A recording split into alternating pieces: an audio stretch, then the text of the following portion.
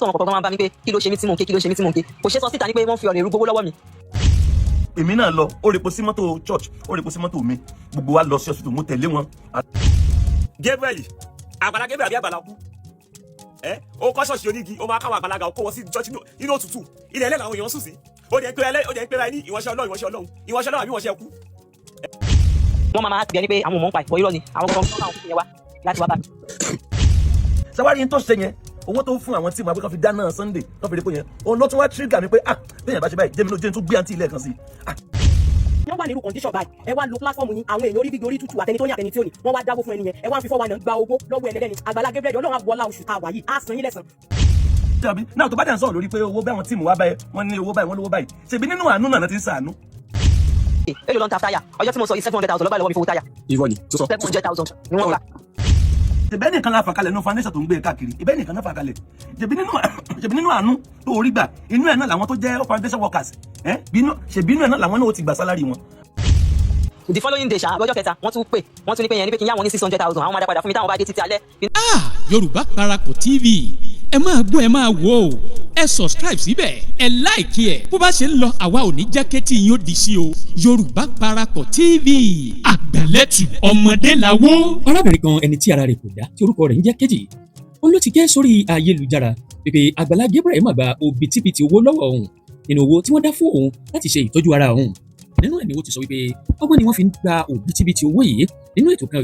tí arákùnrin kan ṣe lórí TikTok òun náà ni ọmọbìnrin ọ̀hún ti pè sórí ètò nígbà tí wọ́n ń sọ̀rọ̀ nípa àwọn ìránṣẹ́ Ọlọ́run níbẹ̀ ló ti sọ wípé Àgbàlá Gabriel ni òun lọ sábà nígbà tí ara òun ò yá nínú èyí tí àwọn èèyàn ti da owó lé ní mílíọ̀nù 4 fóun pé àwọn tí wọ́n ti ṣiṣẹ́ pọ̀ pẹ̀lú Àgbàlá Gabriel nínú èyí tó jẹ́ pé Àgbàlá Gabriel ló rán wọn níbi tí wọ́n ti sọ wípé àfikún máa dáná oúnjẹ fún àwọn tí wọ́n wà nílé ìjọsìn náà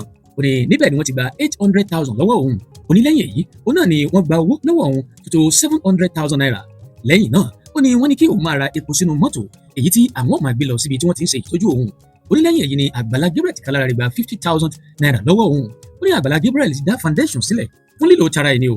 ó wá sọ nínú ọ̀rọ̀ rẹ̀ wípé níṣe ni àwọn tí Àgbàlá Gabriel nílò tí wọ́n iṣẹ́ pẹ̀lú Àgbàlá Gabriel ń dọ́gba gba owó lọ́wọ́ òun òní níbẹ̀ ni òun ti pinnu wípé àfikún òun kó kúrò lọ́dọ̀ Àgbàlá Gabriel ó ní wọ́n máa ń dákòókò lajà mọ́ òun wípé tóun bá gbìyànjú láti kúrò lọ́dọ̀ Àgbàlá Gabriel wípé àwọn yọ orúkọ òun àti fọ́nrán òun kúrò nínú platform Àgbàlá Gabriel tó túmọ̀ sí pé òun ò ní rí àánú gbà láti ọ̀dọ̀ Àgbàlá Gabriel mọ́ ọ̀rọ̀pọ̀ nínú tí obìnrin yìí sọ nínú tí wọ́n fi fọ́nrán hàn wá Àgbàlá Gabriel gangan ti wá jáde sọ̀rọ̀ nínú èyí tí ẹ̀wọ̀n tí Àgbàlá Gabriel sọ àti tí ọmọbìnrin yìí sọ nínú ẹni tó pè é wá síbi TikTok lọ́jọ́ náà wọ́n fi dá Àgbàlá Gabriel lójú wípé òun gba gbogbo owó ọ̀hún padà àwọn owó tí Àgbàlá Gabriel ti dọ́gbọ́n gbà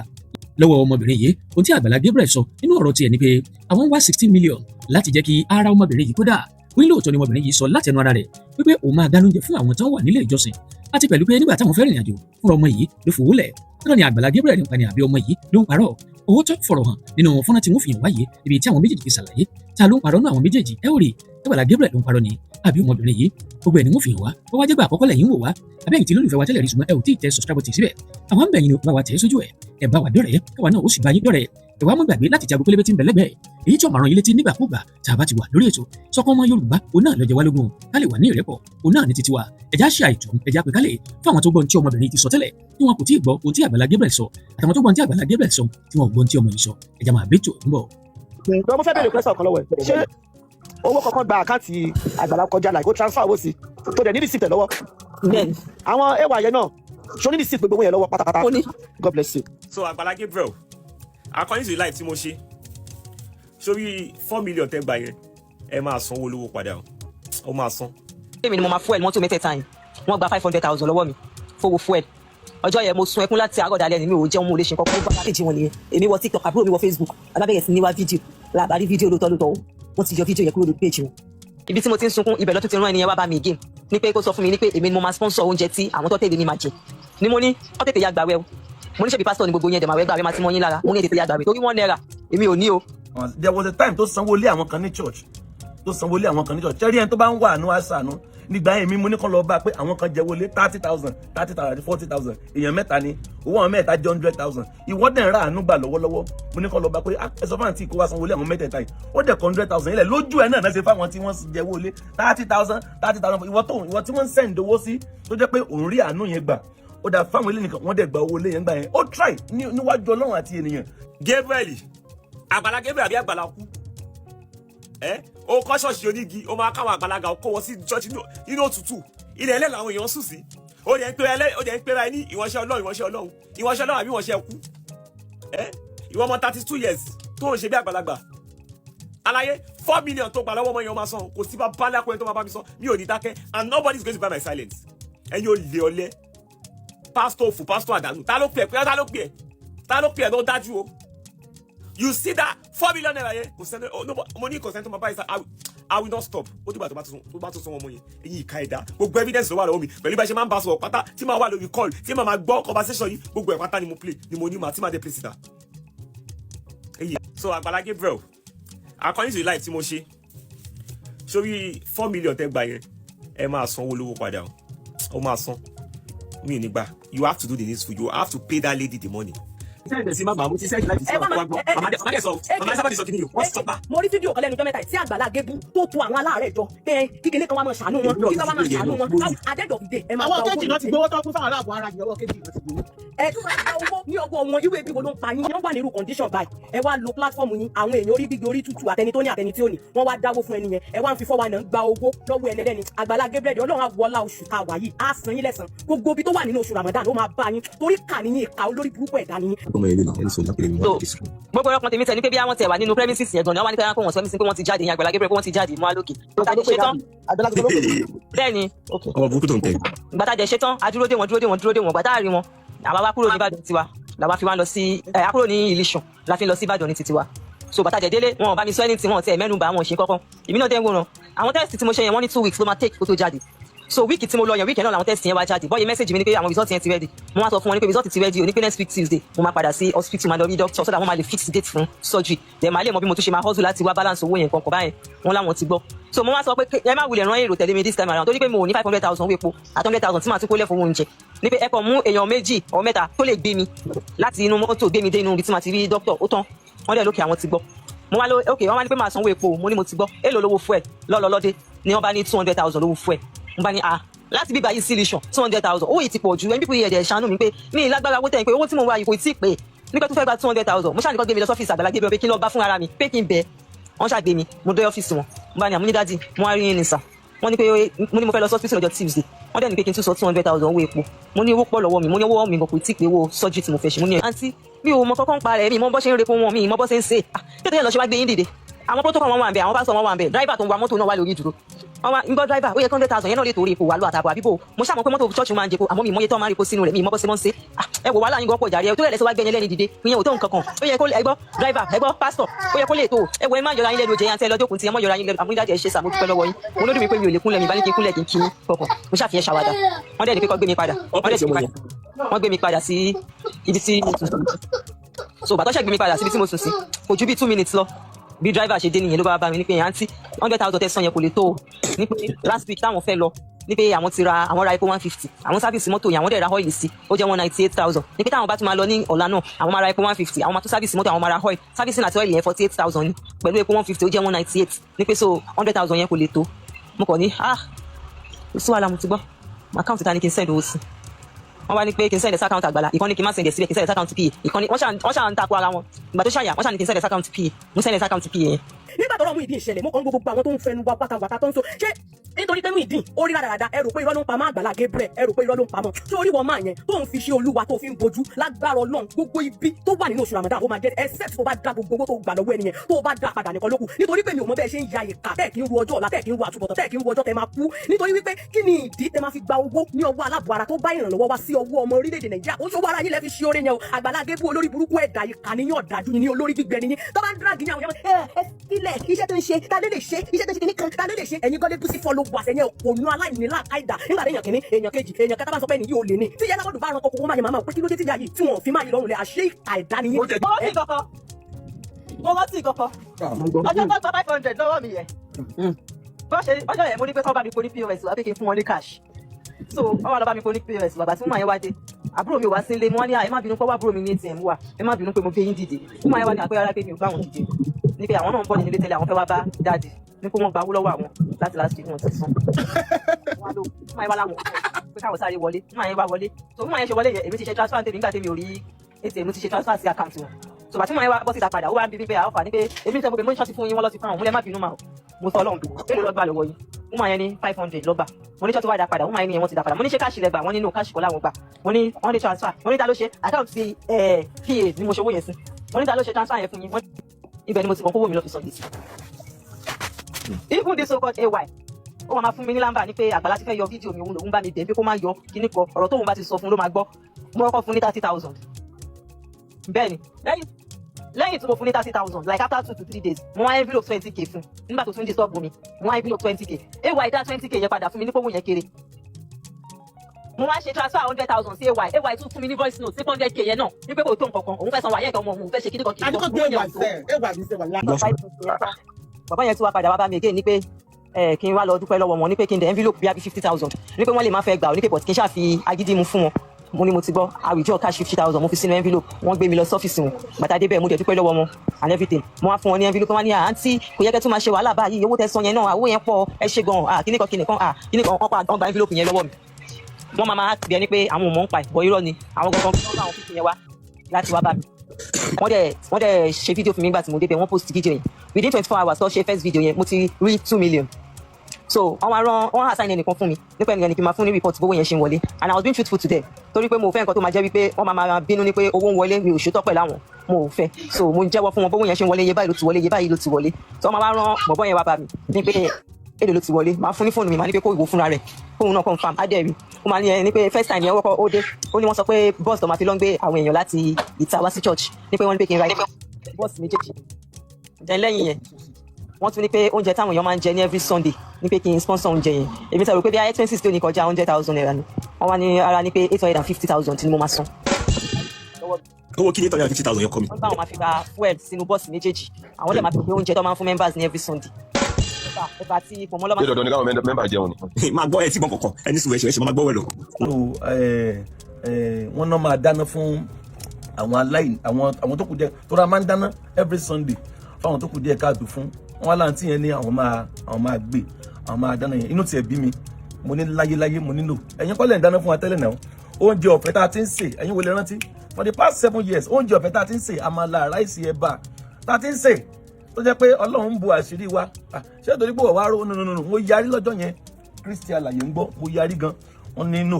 so wọn wá gbé àǹtí yẹn wá bí ó ní kàn jọ pé ẹ̀mí òun ṣe é ni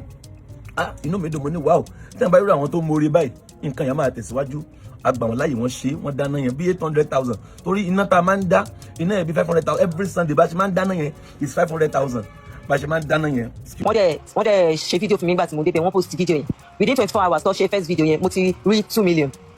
so wọ́n assign ẹnìkan fún mi nípa ẹnìkan kí n máa fún ní report bówó yẹn ṣe ń wọlé and I was being truthful to them torí pé mo fẹ́ nǹkan tó máa jẹ́ wípé wọ́n máa bínú ní pé owó ń wọlé mi ò ṣòótọ́ pẹ̀lú àwọn mo ò fẹ́ so mo jẹ́wọ́ fún wọn bówó yẹn ṣe ń wọlé iye báyìí ló ti wọlé iye báyìí ló ti wọlé so wọ́n máa rán bọ̀bọ́ yẹn wá bá mi ní pé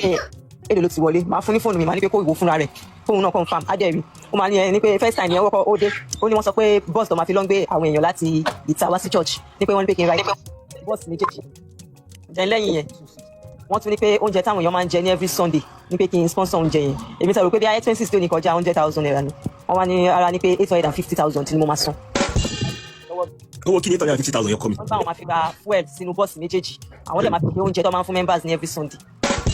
ẹ̀bà tí ipò mọ́ lọ́mọ. ṣé dandan ni káwọn mẹ́mbà jẹun ni. máa gbọ́ ẹ tí gbọ́n kọ̀ọ̀kan ẹni sùn ẹ̀ṣẹ̀ máa gbọ́ wẹ̀ lọ. the following day ọjọ́ kẹta wọ́n tún ní pé yẹn ní pé kí n yá wọn ní 600,000 àwọn máa dá padà fún mi táwọn bá dé títí alẹ́ kíní kan èmi tẹ̀ sí wọn pé báwo ni ẹ ṣe máa ní pé kí n yá yín lówó tí máa wá dá padà tí màá tó wá gbà lọ́wọ́ yín but even at that gan lẹ́yìn tí mo sẹ́ 600,000 yẹn gan you didn't even say anything you didn't even mention it pé yà láti ẹ̀fẹ́ nìyí ní refund àbí nǹkan kò sí nǹkan tó jọ wọn ò fún mi ní refund wọn ò fún mi ní anything wọ́n ṣàǹgbà owó yẹn wọ́n gbà lọ ibi tí inú ti wá bí mi jù mo wá fẹ́ lọ for appointment ní Babcock torí Babcock ni mo ń lò ní Ilé-Ìṣàn so mo wá sọ fún wọn ní pé mo fẹ́ lọ sí hospital ní pé mo ní appointment ní hospital mo dẹ̀ fẹ́ ṣe àwọn test kankan tí doctor ní pé kì í ṣe ní pé since owó díẹ̀ ti wà lọ́wọ́ mi pé kí n kúkú ṣe àwọn test yẹn wọ́n ṣàfọ̀rọ̀ àwọn máa lókè pé àwọn máa tẹ̀lé mi àwọn máa ṣe fídíò pé táwọn bá dẹ̀ ti ṣe fídíò yẹn àwọn máa post fídíò yẹn sórí page àwọn máa jẹ́ káwọn èèyàn mọ̀ pé mo wà ní hospital ní pé kí donation yẹn máa stop káwọn èèyàn ṣì máa help lọ mo dẹ̀ ni mo ti gbọ́ wọ́n ní mọ́tò mẹ́ta làwọn máa gbé lọ mọ́tò ti ta wọn mọ́tò táwọn protocol máa ń gbé then èmi àtàbúrò mi tó dúró tì mí a máa wọ church bus wọ́n lé mi ni mo máa fuel mọ́tò mẹ́tẹ̀ẹ̀ta yẹn wọ́n gba 500,000 lọ́wọ́ mi fowó fuel ọjọ́ yẹn mo sun ẹkún láti àárọ̀ dalẹ́ ni mi ò jẹun mo lè ṣe nǹkan gbogbo àgbà tó ń gbóná tí mò ń ké ní pé kí ló dé pé gbogbo owó tẹ fún mi gbogbo ẹ̀ lẹ ti gbà padà tán yìí èlò ló kù lọ́wọ́ mi mo ṣáà ń sunkún lọ́jọ́ yẹn àwọn pásítọ̀ wọn kọ̀ọ̀kan máa ń bá mi pé kí ló ṣe mí tí mò ń ké kí ló ṣe mí tí mò ń ké kò ṣe sọ síta ní pé wọ́n fi ọ̀rọ̀ èrú gbowó lọ́wọ́ mi gbogbo àwọn tí wọ́n bá wà ń bẹ̀ tí wọ́n súnmọ́ mi àwọn tó sùn tì mí láìtọ́ dé ẹni sọ́dọ̀ ti tèmi wọ́n ní kó kúrò ń bẹ̀ wọn ò jẹ́ kẹ́nìbọ̀dì súnmọ́ mi wọn ò gbà kẹ́nì kankan súnmọ́ mi wọ́n ní mi ò gbọ́dọ̀ mẹ́kọ̀ọ́ rẹ mi ò gbọ́dọ̀ bẹ́nìbọ̀dì sọ̀rọ̀ olúwa mi ò nífẹ̀ẹ́ sí olúwa mi ò mọ̀ sọ̀rọ̀ ni tọ́ba bẹ́ni báyìí lọ́dọ̀ rẹ wọ́n mọ̀ sọ̀rọ̀ ní pé ṣe lòun kóró jọ wọn ò láìkí sí yẹn wọ́n tún fi èèyàn ṣọ wọ́n fi màmá kọ báyìí ṣọ pé màmá yóò gbọ́dọ̀ gbà kẹ́nìbọ̀dì ṣe anything níbẹ̀ gbogbo àwọn tó máa ń charge phone níbi ẹgbẹ́jọ́ ẹgbẹ́jọ́ mi ní sọ́tẹ̀ tiwa wọ́n stop everybody ní pé ní kọ̀kọ̀ gbọ́dọ̀ charge phone níbi bẹ̀ mọ́ wọn ò gbọ́dọ̀ rẹ́ anybody pẹ̀lú mi so that mi ò ní máa sọ fún wọn bí wọ́n ṣe ń gba owó lọ́wọ́ mi mo ṣàkàmọ́ra ìgbà tó gba 500,000 lọ́wọ́ mi owó fuel tán lẹ́yìn tí wọ́n gba ìyẹn tán wọ́n lọ wọ́n tún dé wọ́n ní pé wọ́n broke ní pé wọ́n need 150,000 mo fún wọn wọ́n tún dé wọ́n ní pé wọ́n ṣe káwọn arúgbó Àgbàlá Gabriel lọ broke wọ́n rán bọ́bọ́ yẹn wá bá mi bá wọn. Àgbàlá Gabriel broke kíkẹ́. bẹ́ẹ̀ni. ṣé ẹjọ bá mi lọ ṣe bàbá yẹn gẹ́gẹ́ ló wá sọ fẹ́ gbà tó wá. òun ló ń sọ òun ló máa ń rán wá bá mi nǹkan tó bá dẹ̀ ló wá kó wá ṣe ló ń ṣe gbogbo ọjọ́ wọ́n tún ní pé káwọn àwọn arúgbó kó wá ṣe prayer fún mi ní pé kó fi irun funfun wọn kó fi ṣàdúrà fún mi mo fún àwọn yẹn ní 16,000 àwọn yẹn tiẹ̀ ṣiṣẹ́ ń gbọ́ ní pé òkè ìyẹn ṣì nọ́mà mo fún wọn ní 16,000 àwọn 16 ni wọ́n pé wọ́n mú 1,000 láàrin ara wọn lẹ́yìn yẹn wọ́n tún dé wọ́n tún sọ pé ní pé àwọn fẹ́ lọ nípa Àgbàlá Gabriel fẹ́ lọ bìkan wọ́n ní ìdí fuel sínú mọ́tò wọn 70,000 mo fún wọn wọ́n tún lọ sí program prophet Taiwo Òjó lọ́jọ́ kan wọ́n pè mí lórí fóònù ní pé àwọn ní ìdọ́jọ́ yẹn gan bedroom ni mo wà ló ń pè mí lọ pè mí bọ̀ fóònù tèmi dẹ̀ wà níbi tí mo máa ti ń sùn wọ́n wá pe nọ́mbà security pé kí security wọn wá gbé fóònù fún mi nínú bedroom ní pé kí n send 250,000 urgently nípa àwọn wà ní program prophet Taiwo Òjó àwọn ní ìdówó yẹn very urgent mo ṣáà send 250 yẹn sí wọn nígbà tí mo wẹ̀ tán àwa fẹ́ lọ sí Babcock mọ́tò mẹ́ta lọ ti promise nípa àwọn àgbẹ̀ lọ Ọ̀yọ́ta fẹ́ lọ mọ́tò méjì lọ gbé mo wá ń béèrè lọ́wọ́ ẹ̀kọ́ lára àwọn pásítọ̀ yẹn ni pé kí ni reason dẹ̀ ṣe gbé mọ́tò méjì ṣe bí mọ́tò mẹ́ta lẹ́gbàá lọ ni ẹgbàá fún ẹ̀ lọ́wọ́ mi and before that time wọ́n ti rán bọ̀bọ̀ yẹn wá bá mi like a week before ní pé Àgbàlá Gabriel fẹ́ ra táyà àtẹ́sẹ̀ mọ́tò wọn wọ́n ní ìdí owó pé kí n fún wọn lówó ní pé kó fi ra táyà àtẹ́sẹ̀ mọ́tò ní pé olúwa mi broke wọn kì í béèrè owó lọ́wọ́ members báyẹn but wọ́n broke gan ni this time around mo lókè èlò ló ń ta táyà ọjọ́ tí mo sọ yìí 700,000 lọ́gbà lọ́wọ́ mi fowó táyà. irọ́ ni tó sọ 700,000 ni wọ́n gbà.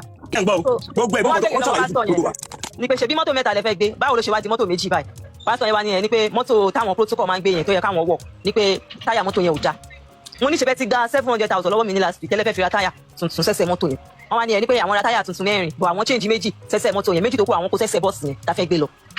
mo ní mo ti gbọ́ mo sọ kankan àwa dé hospital tán adébítà fẹ́ ṣe test alákọ̀ọ́kọ́ àkúrò bí a lọ sí ta máa ṣe test lẹ́ẹ̀kejì wọ́n wá dá mi dúró níbẹ̀ wọ́n tètè dá mi lóhùn so mo ṣáà lie down síbẹ̀ mo ṣáà ronú mo faṣọ bojú mo ń ké lábẹ́ aṣọ yẹn ibi tí mo ti ń sunkún ibẹ̀ ló tún ti rán ẹni yẹn wá bá mi again ní pé kó sọ fún mi ní pé èmi ni mo máa sponsor oúnjẹ tí àwọn tó tẹ̀lé mi máa jẹ ni mo ní ó tètè ya gbàwẹ̀ o mo ní ṣebí pásítọ̀ ni gbogbo yẹn dẹ̀ máa wẹ́ gbàwẹ̀ máa ti mọ́ yín lára mo ní tètè ya gbàwẹ̀ torí $1 èmi ò ní o lọ́ba ní ẹkùn ní pé mi ò lè sọ báyẹn ṣùgbọ́n àwọn èmi làwọn gbé àwọn dìde ní pé normal táwọn bá wọ vẹ́ẹ̀sì foundation Àgbàlá Gabriel yìí kúrò nínú church. ẹni tí ẹ bá bá mi sọ sìn ẹ máa bọ̀ lórí live fún mi kẹ́ wá defend the church yìí anything tẹ́ bá fẹ́ bá mi sọ nísìnyí mi ò ṣe bá mo ò ṣe behind the camera mọ́ mi ò ṣe call mọ́ anything tẹ́ bá fẹ́ bá mi sọ come to my live stream and defend your church come and defend your pastor. má fà fi message pa mi continue. ewa yìí náà ló wá bá mi o ní pé tí àwọn bá wọ polo foundation Àgbàlá Gabriel yẹn àwọn bá fẹ́ wọ tẹ́lẹ̀ yàn jáde ó ní iye táwọn máa gbà lọ́wọ́ ẹni yẹn nínú church premises táwọn tó bọ́ tàbí àwọn máa ti gba owó yẹn lọ́wọ́ ẹni yẹn ní pé so owó oúnjẹ tó ní pé kí n san yẹn ní pé kò kì í ṣe pé bí àwọn fẹ́ gbà mí ní pé èmi right mi ni láti fún àwọn ní owó oúnjẹ mo wá ní òkè mo ti gbọ́ èlò ni ẹ fẹ́ fi jẹun èlò lẹ fi jẹun kò sáré kọjá bí i 20,000 èlò ní rárá o ní pé 100,000 làwọn máa gbà lọ́wọ́ mi fún oúnjẹ bọ́yẹ takú lé mi lórí ní Babcock lọ́jọ́ yẹn nìyẹn tó sáfù lé mi lórí pé 100k làwọn máa gbà mo ò ní choice ṣe mo ní láti fún wọn ní owó yẹn mo ń sunkún wọn ṣe ojú mi bàtà wá ṣe tẹ́sì yẹn tó fẹ́ gbé mi padà sínú mọ́tò Àgbàlá Gabriel wá pè wọ́n wá ní àǹtí ẹgbọ́n wọn lẹ́yìn lẹ́tún fún wọn ní owó oúnjẹ kò yẹ kẹ́ tún máa ṣe gbogbo ìnáwó yẹn ti ṣe kíní kan ẹ ti try gan ẹ ti náwó gan kíní kan ní owó tó ti pé ìrọ́dẹ̀ ni àwọn ọlọ́run wọn wá o mo wá ní dádì ebi ń pa wọn ni ẹjẹ́ ọjẹ́ response tí mo fún wọn nìyẹn mo ní ebi ń pa wọn ni ẹjẹ́ ọjẹ́ mo ní àwọn gọ́ṣì máa dáwọ́ oúnjẹ tẹ́mi gan máa jẹ lọ́sàn-án fún mi torí èmi kò tí lówó ti máa fi jẹ ojú bíi 20 minutes bọ́ tún ṣe rán ewa bàbá mi again nìyẹn ní pé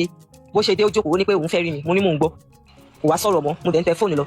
ìkan lára àwọn pásítọ̀ yìí wá dé ló bá ní ṣé o ti jíṣẹ́ tọrún ẹ fún kejì ìyẹn lòun ò tí ì jíṣẹ́ o ní pé òun mọ bóun ṣe fẹ́ gbọ́rọ̀ yẹn kalẹ̀ ọmọ ìjẹ̀bú dẹ̀ ní ìwà yẹn mo wá fi ìjẹ̀bú sọ fún ní pé kọ́bọ̀ kò ní jábọ́ lápò mi tí máa fi kúrò ní ṣọ́ọ̀ṣì yìí ó wá ní ẹ bó tiẹ̀ jẹ́ 50,000 mo ní ẹ lẹ́nu yín ó ti di bó tiẹ̀ jẹ́ 50,000 kò kí n ṣe pé kejì sẹ́ndì 250 mọ́ sẹ́ndì 100,000 mọ́ ó ti di bó tiẹ̀ jẹ́ ẹ tí wá dẹni tó ń bẹ́ẹ̀ ní pé kí n jọ bó tiẹ̀ jẹ́ 50,000 mo lẹ búrọ́kì lóòótọ́ mo ní bọ̀ kí tí wọ́n yín létí mi ò ní owó tí mo fẹ́ fún yín ẹ kàn ń waste time ara yín ni $1 mi ò ní jábọ́ nínú àpò mi mọ́ láti fún yín mọ́ mo nítorí pé o lè ní gbogbo yín scam ní yín ẹ kàn ń gbá mi ní láti jọjọ́ kí ló dé tẹ́ fẹ́ pa mí ni tí mo bẹ̀rẹ̀ sí ní sunkún nìyẹn ó ṣàn bẹ̀ mí kí n jọ kíní kan èyí pásítọ̀ yẹn kíní yẹn dẹ̀ tí mo pásítọ̀ yẹn lára tó bá ti ń sọ̀rọ̀ ní pé kí n fún wọn lówó tí bá ti ní pé mi ò ní báyìí a máa ní kéjì mọ́ sọ báwọn ibìkan lógún máa ń ṣẹ́ sí máa fi dí pé ṣe lòun rúbọ fọ́lọ́run fi wọ́n lẹ̀ ẹni bá tún gbà pẹ̀lú condition tó wà yìí yóò kó nǹkan tó ń ṣe yóò ṣe bọ́ tó fẹ́ máa fún mi ní àwọn lines yẹn lálẹ́ ọjọ́ yẹn nìyẹn mo ní ẹ má tiẹ̀ sọ̀rọ̀ mọ́ mo ní pé lines yẹn lè máa fún mi láti bẹ̀rẹ̀ pẹ̀pẹ̀ tó ti máa ń gbowó lọ́wọ́ mi mo lóun náà lẹ́tún ti mú kalẹ̀ lẹ́ni mo ní mi ò lè fall fún mo ní $1 mi ò ní lẹ́sìn tó máa sọ kò kí n ṣe nísìnyí ló yẹ kí n back out mo ní pé ṣó dìgbà tí owó yẹn bá wá kù 200,000 nínú àkáǹtì mi kí n tó ní pé mi ò ṣe mọ́ ni mo ní lọ́wọ́lọ́wọ́ báyìí mi ti opt out èmi ò ṣe mọ́ mo ní ẹ̀rí rí mi gbá mọ́ mo ní scam ní gbogbo yẹn ẹ̀rí rí mi gbá mọ́ mo ò lówó mọ́ next thing ṣé wàá yẹ máa sọ ó ń sọ fún mànìyẹn ni o ní pé yẹn ṣọmọ pé Àgbàlá ní right láti yọ fídíò èèyàn kúrò lórí page tí mo ṣe gbọ́ statement báyìí mo ní ìtorí pé mo decline just a single request nínú numerous requests tẹ́tí ń gbé wá fún mi lẹ́sẹ̀ threatening mi ní pé ó ní right láti yọ fídíò mi mo ní tó bá yẹ pé léyìí ló máa jẹ́ kẹ́ yọ fídíò mi lórí page yín ẹ tètè yọ torí mi ò lè fún yín lówó tó bá yẹ pé léyìí lè máa fi lé mi bọ́ta kúrò nínú church yín lálẹ́ yìí ní pé kí n má sùn church yín ẹ tètè lé mi torí mi ò ní owó kankan tí mo fẹ́ fún yín o ẹ ti cast mi ò sanwó kankan fún yín mọ́. máa yẹ bá ní pé ṣé òun lọ ránṣẹ́ ni ṣèbí ìwọ lọ ránṣẹ́ máa yẹ bá kúrò ó lọ ewa yẹn ṣáà tẹ fóònù lọ èmi náà tẹ fóònù kò sọ̀rọ̀ máa yẹn tún padà wá lẹ́lẹ́kejì ní pé ṣó ti sọ fún ìyó lòun ò tí sọ fún mi sẹ́kọ̀ọ́ mọ́ bóun ti fẹ́ ṣàdé kalẹ̀ ọ̀rọ̀ yẹn mo ṣàwọ́ wọn rọ̀ máa yẹn tún lọ máa yẹn tún wá lẹ́lẹ́kẹta tí máa yẹn wá dúró ewa yẹn wá ní pé yẹn nǹkan tó ṣẹlẹ̀ níbi pé Àgbàlá ló ní pé káwọn wá bá mi ní pé ó sọ pé àwọn broke mo lé mi gan tí mo lie down síbi ìgbọ́n mo broke mo ní ṣẹ́rí mi kí n jẹun látàárọ̀ ẹkún ni mò ń wà mú bí omi gàrí torí pọ́rọ̀ yín ó ti sú mi case number 1 mo ní mi ìmọ̀ kan tí mo fẹ́ ṣe sọ̀rọ̀ yìí mo tí wọ́n bá mi ní pé ní kan broke mo lẹ́ni tó bá broke kó ya broke for life mo ní 1 naira mi ò ní ló bá ní yẹn kémi má ṣe bẹ́ẹ̀ ní pé àwọn náà mọ̀ pé mo ti try ní pé torí ẹ̀ làwọn ò ṣe mọ báwọn ṣe fẹ́ gbọ́rọ̀ yẹn kalẹ̀ láti ẹ̀kọ́ táwọn ti jókòó tì mí kíníkan mo ní èmi ò ní owó ẹ̀kan owó èsì fẹ́ inú yẹn ni 1 naira mi ò ní. wọ́n ti wá lọ sí tọ́ka àbúrò mi lẹ́yìn wọ́n ti kógbó sí yẹn lórí bí yẹn ṣe fẹ́ dá sí yẹn ti fẹ́ bẹ̀ mí pé kí n fún wọn kọ́ máa lọ tí mo ṣe ranjú mọ́ yẹn nìyẹn ìyẹn wá dákẹ́ wọ́n máa sọ fábúrò mi pé ó dẹ̀ bẹ́ẹ̀ gbọ́n ẹ̀ sọ̀rọ̀ náà ìyẹn ní ṣèṣojú kọ́lé sọ pé òun máa fọ́ mi létí tí n bá dá sí kí n dá sí pé òun fọ́ mi létí òun sọ̀rọ̀ òun ò lè dá sí ìyẹn dẹ̀ rọra dìde láàrin wọn ó dẹ̀ lọ ń dáná oúnjẹ tó ń sè ló ń sè wọ́n ṣàbẹ̀ mí wọ́n fa ọ̀rọ̀ yẹn wá after 10 àbí tó 11 lálẹ́ Monday yẹn tí mo ní mi ò ní fún wọn lówó yẹn bàtó dẹ̀ di Tuesday a lọ sí hospital bá ṣe dé láti hospital mo wá sọ fún pásítọ̀ yẹn àti ay ní pé mo test tí mo fẹ́ ṣe ní backup ti ní pé kí n má ṣe test yẹn ní 8 o'clock láàárọ̀ ọjọ́ Wednesday mi ò dẹ̀ ní extra 200,000 tí màá tún fún yín fún epo lọ́la mo ní sọ ẹjọ́ mo ti reach out sí ọ̀rẹ́ ẹ̀gbọ́n mi kan tó ń gbé nìbàdàn ẹni yẹn ń bọ̀ wá gbé mi nísìn ọ̀dọ̀ wọn ni mo máa lọ sùn àárọ̀ làwọn máa gbé wa lọ sí hospital tábàlẹ̀ ti ṣetán ní backup wọn á dá wa padà sí ibi báyìí ayé ọjọ́ yẹn mo ṣàkúrò ní church mo lálẹ́ yẹn mo lọ sùn sótẹ̀ àárọ̀ ọjọ́ kejì ṣá agbéra a lọ sí hospital nígbà tó máa di ọwọ́ ọ̀sán mi ìtẹ̀mọ́ pàwọn èèyàn tó ń bá mi ṣọ́ page wọn pọ̀ èké lọ́kọ́kọ́ pè mí ní pé kí lórúkọ page wọn mo sọ page wọn fún wọn èké ní káwọn má parọ́ fún mi wọ́n ti lọ yọ fídíò mi o mo ní àyọ fídíò mi kẹ̀ bí èké ṣe hand pọ̀ pẹ̀lú mi ẹnìyàn mẹ́ta ọ̀tọ̀ọ̀tọ̀ ló pè mí lẹ́sẹ̀kẹsẹ̀ ẹlókejì lọ́wọ́ page Àgbàlá wọ́n ti yọ fídíò ẹ kúrò ń bẹ wọ́n ti post ẹlòmí wọ́n ti yọ fídíò ẹnìkan tún message mi WhatsApp ní pé wọ́n ti yọ fídíò wọ́n ti post ẹlòmí o mo ní wọ́n sábà gbà yìí má fẹ́ máa jẹ òótọ́ lẹ́sẹ̀kẹsẹ̀ bá ṣe wọ́ owó sọ́jú gangan tí wọ́n dá fún mi òyìn wà nínú ẹ̀ ni wọ́n ti gba 4 million naira lọ́wọ́ mi. ẹ sábà ṣe máa padà dá sí lálẹ́ yóò náà ti sọ story yìí à ń gbọ́. wọ́n ti gba 4 million nínú gbogbo owó mo generate 8 million wọ́n ti gba 4 million nínú ẹ̀ àwọn owó ti tèmi tí mò ń dá sọ́tọ̀ tí mò ń rí àwọn èèyàn tó ń tún help mi on the neutral ground tí wọ́n fún mi lówó àtàwọn ọ̀rẹ́ mi tó ń send owó sí mi owó yẹn tí mò ń tọ́jú sọ́tọ̀ òun ni mo fi lọ́n ṣe gbogbo test tí mo ń ṣe ní backup but mi ò jẹ́ kó mọ̀ ní pé mo ní owó extra síbi kan tí mo fi ń ṣe test tí mo lọ́n ṣe ní bá mo ń jẹ́ kó yé wọn ní pé nínú owó yẹn ni mo ti ń yọ owó test tí mo lọ́n ṣe the only owó 500 ni mo kọ̀ọ̀kan ni mo yẹ ṣe yọ nínú owó yẹn lówó yẹn fi kù 4.5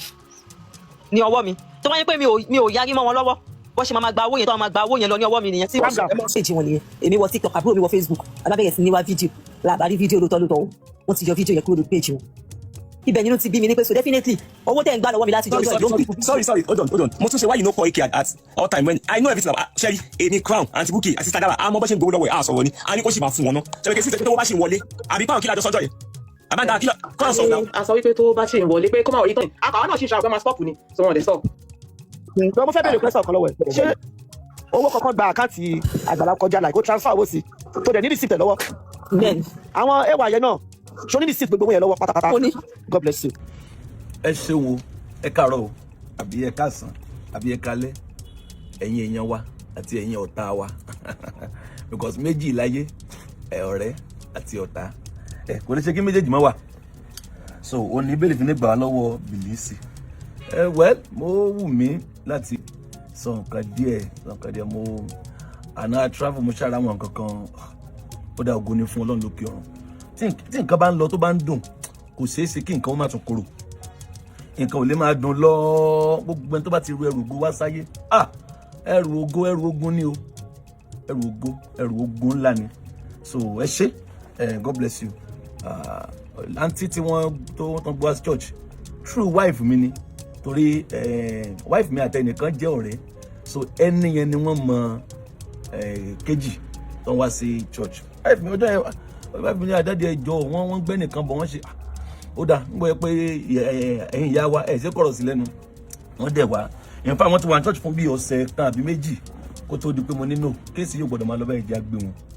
so adé gbé wọn síta ṣẹ̀mọ̀ wọn náà ní 13 million naira owó yẹn tẹ̀ bọ́ kà mí láyà pé owó ilé ìpọ̀ because ṣẹ̀mọ̀ torí wọ́n restrict page wa ń gbà kan àṣẹ ṣí mi ni ṣé eléyìí láti máa kó àwọn èèyàn lójú ni eléyìí ti pọ̀ ju bẹ̀tì nípa ìgbàgbọ́ jáwọ́ tó máa ṣẹlẹ̀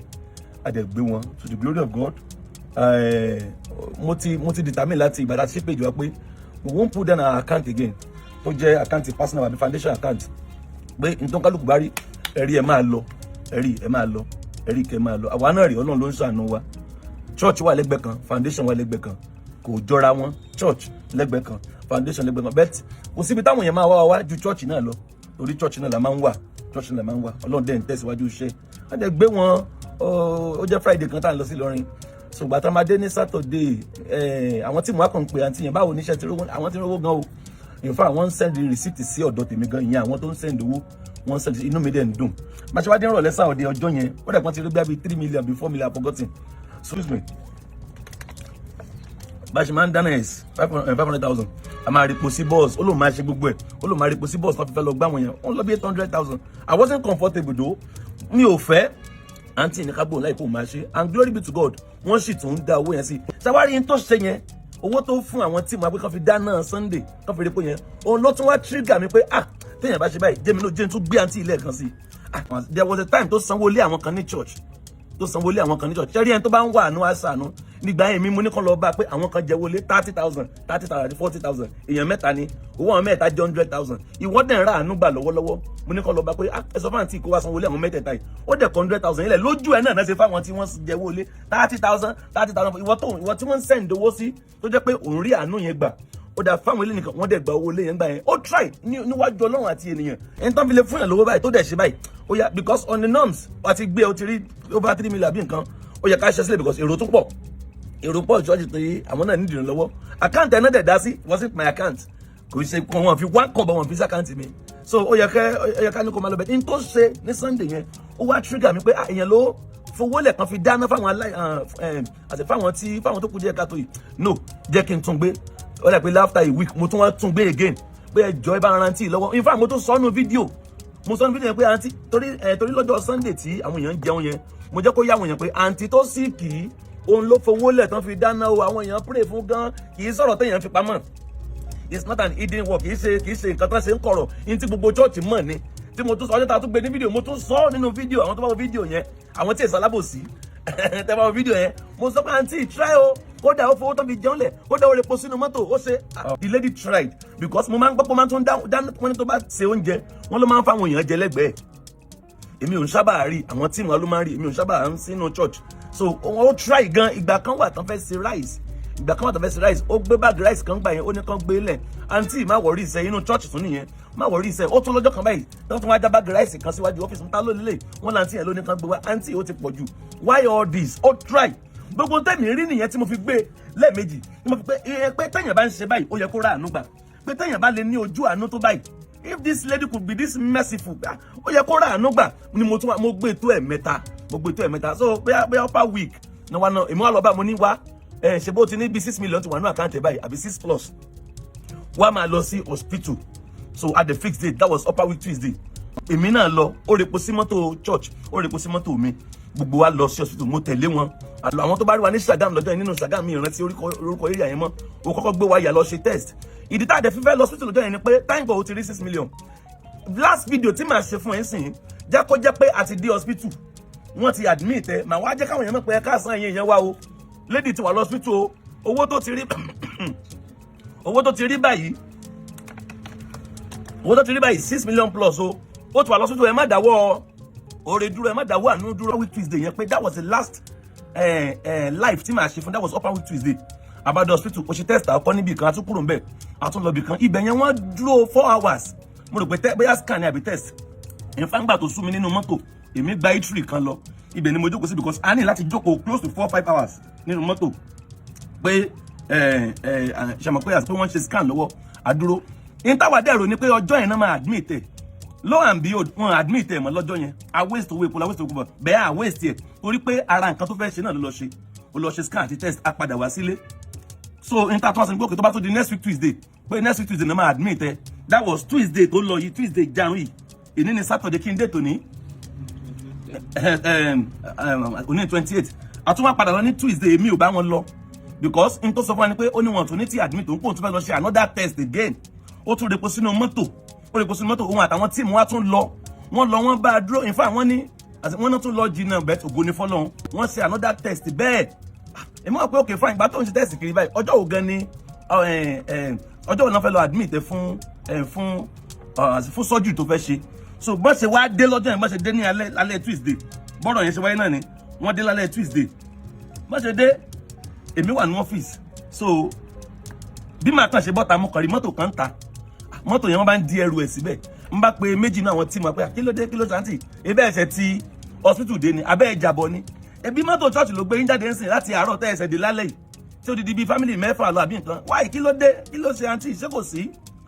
ṣé ti ṣe tẹ́ẹ̀sì tán ọjọ́ wo la fẹ́ because èmi sì múra pé lẹ́ẹ̀fẹ̀ sì kú ẹ̀ẹ̀kan lọ sí hospital upper week Tuesday tá a dó láti àárọ̀ dalẹ́ ebi Tuesday tó tún lọ yìí náà tún lọ hospital lẹ́ẹ̀kejì bí dẹ̀ kí dẹ̀ wà ń bí náà náà tó bá dẹ̀ ń sọ̀rọ̀ lórí pé owó bẹ́ẹ̀ àwọn tíìmù wá báyẹn wọ́n ní owó báyìí wọ́n lówó báyìí ṣèbí nínú àánú náà ti ń ṣàánú èbí nínú táwọn yẹn bá ṣe fún ẹnìkan ìwọ rèé àwọn ibìkan ló ti lọ tẹ́lẹ̀ ṣé wọ́n rí kankan fún ẹni ìwọ gan débí o láwọn ibi tó ti lọ oní kíní kan wọ́n dá 90,000 fún ẹ kíní kan wọ́n dá 70,000 fún ẹ àwọn yẹn dá millions of naira ẹni tí wọ́n jọ wá gan tó jẹ́ brọ́dà wọn ẹ̀yin tẹ́ bá rẹ̀ ẹnìkan báyìí tó ń gbé lọ yàgbẹ́ ẹni ẹ̀ gan wọ́n jà ní ẹni ẹ̀ náà sá lọ ṣèbẹ́ nìkan la fà kalẹ̀ nínú foundation tó ń gbé káàkiri ìbẹ́ nìkan náà fà kalẹ̀ ṣèbí nínú àánú tó orí gbà inú ẹ̀ náà làwọn tó jẹ́ foundation workers ṣèbí inú ẹ̀ náà làwọn náà ó ti gbà sálárì wọn. ohun tí mo kàn wá rí ń bẹ̀ ni pé ẹlòmíì kan sáà ń wá ọ̀nà láti jára rẹ̀ bọ̀ ẹ̀hún tẹ̀dẹ̀ mọ́ ni pé ẹni tí Ọlọ́run bá ti gbé ga ó ti gbé ga náà foundation àti church ọ̀tọ̀ọ̀tọ̀ ní àwọn tó ń ṣàánú tèmi ọ̀tọ̀ ìtọ́rẹ àánú lẹ́ẹ̀kọ̀ọ̀kan foundation wọ́n ń gbé èèyàn wọ́n ń ṣàánú fún wọn ṣé mi ni mò ń di kámẹ́rà mú ni ṣé mi ni mò ń gbé èèyàn káàkiri ni ọ̀pọ̀lọpọ̀ àwọn iṣẹ́ tó wà lábẹ́nú ṣé mi ni mò ń ṣe ni èmi kọ́ ni mò ń ṣe àwọn wọ̀nyí náà inú wọn gbọ́dọ̀ dùn ọjọ́ òní mo gbé wọ́kàsì kan wá sórí afẹ́fẹ́ bá ń ṣàánú wọ́kàsì mi o láyéláyé ìbínú àánú náà ni àánú wà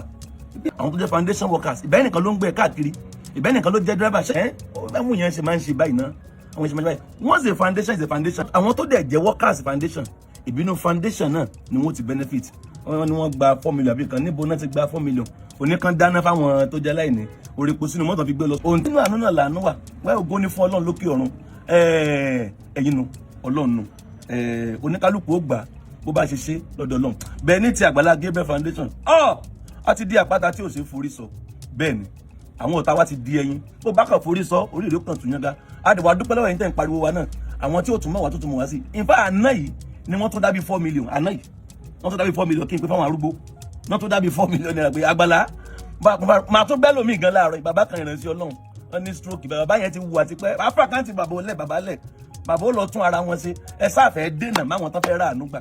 ẹ lè dènà mọ́ wọn we won't stop it come 100 times ní stop ẹ come 100 times àdàbí tó bá jẹ́ pé ọgbọ́n àti di ọgbọ́n àti mu táwọn ò fi jẹun táwọn ò fi mọ̀ làwọn lóyún táwọn ò jẹ táwọn mú Ọlọ́run ti ṣe ògùn nífọ̀ bẹ́ẹ̀ kò possible kó o rà àánú gbà àwọn tó dẹ̀ jẹ́ tíìmù tán dẹ̀ ṣe mọ àwọn tó ṣùgbà rẹ inú àánú làánú gbé then number 2 àwọn èèyàn kan náà tún wá tó jẹ́ pé wọ́n nìkan kọ́ lọ sí ìkìnnú ṣọ́ọ̀ṣì ọ̀pọ̀lọpọ̀ náà nílò àánú tó jẹ́ pé inú àánú yẹn náà ti ṣàánú inú àánú la ti ń ṣàánú ẹ wá gbọ́ o ẹni bá rà àánú gbà tó wá ṣàánú nínú àánú ẹni bá rà àánú gbà tó wá ṣàánú nínú àánú ò ní tán lé ẹni yẹn ẹni tó rà àánú gbà tó ṣàánú nínú àánú tó rí àánú ò ní tán lórí ẹ̀ lè jábọ́ bẹ́ẹ̀ kúrò lórí ẹ̀ igi tọ́lọ́run ti gbé ni kò léwó ẹ jẹ́ ń kí ẹ̀yin èèyàn wá tá ẹ máa ń support jàre iṣẹ́ ńlá lẹ́ ń ṣe kẹ́ ẹ tó dáwó kó tó pé millions of naira I appreciate you gbé tí ẹ kalẹ̀ kó ní kán dáwó sí i gbé Ọlọ́run ga o Ọlọ́run àwọn àpòstélì ó ṣe o Ọlọ́run àwọn bàbá wa ó ṣe o mo dúpẹ́ lọ́wọ́ ẹ̀yin èèyàn yìí o mo dúpẹ́ o we are not stop àwọn kan pè mí lálẹ́ àná Àgbàlá àdáwọ́ dúró à ń tẹ̀síwájú ẹjá mẹ́ńtó kàn Àgbàlá ṣe báwa là ń dáwó kò sú àwa rí ní tẹ́ ń ṣe adẹ̀rí pé bó ti tọ́ bó ti yẹ lẹ́ ń ṣe ògo ni fọ́lọ́run lókè ọ̀run mo dúpẹ́ lọ́wọ́ ẹ̀yin èèyàn wa yẹn mo gbàdúrà fún yẹn ní jábọ́ ojú ò ní tì yín ayé ò ní mú yín o ẹ máa tẹ̀síwájú. Yorùbá Parakọ̀ TV ẹ máa gbọ́ ẹ máa wò ó ẹ subscribe síbẹ̀ ẹ láìkí ẹ̀ bó bá ṣe ń lọ àwa ò ní jẹ́ kétí yín ó di sí o Yorùbá Parakọ̀ TV àgbàlẹ́tù ọmọdé làwọ̀.